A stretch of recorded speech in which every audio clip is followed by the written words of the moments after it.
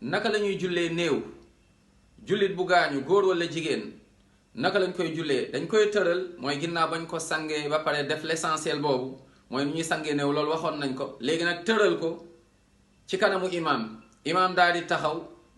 ñeneen ñi mooy que ni ñi di julli ginnaaw imaam ñu ngi ci ginnaaw imaam bu fekkente ne ki gaañu ki ku góor la imaam day taxaw ci watu bopp bi bu dee ku gaañu ku jigéen la imaam day taxaw ci digg bi daal di ne allahu akbar ñeenti yoon ñi ci ginnaaw aussi daal di répéter après imaam premier allahu akbar bi danga ciy jàng fatiha comme booy julli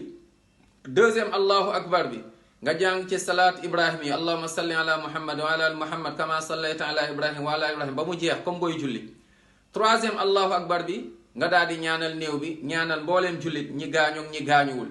bu dee ki gaañu ku góor la nga ne allahu akbar ne allahumma agfir lahu warhamhu wa aafihi waafu anhu wa akrim nuzulah ba ñaan bi jeex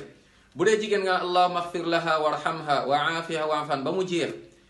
am na ci téere xisnul muslim mooy la citadelle du musulman ñaan baa ngi foofu nga jàng ko boo ko mënul la tànk nga koy jàng ne allahumma agfir lahu warhamhu bu dee góor bu dee jigéen allahumma agfir laha warhamha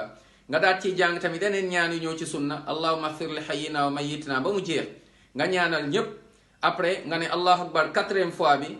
daal di taxaw tuuti ne assalaamu aleykum wa rahmatullah nii la ñuy jullee néew yàlla na yàlla yërëm ñun ñëpp dugal ñu aljanna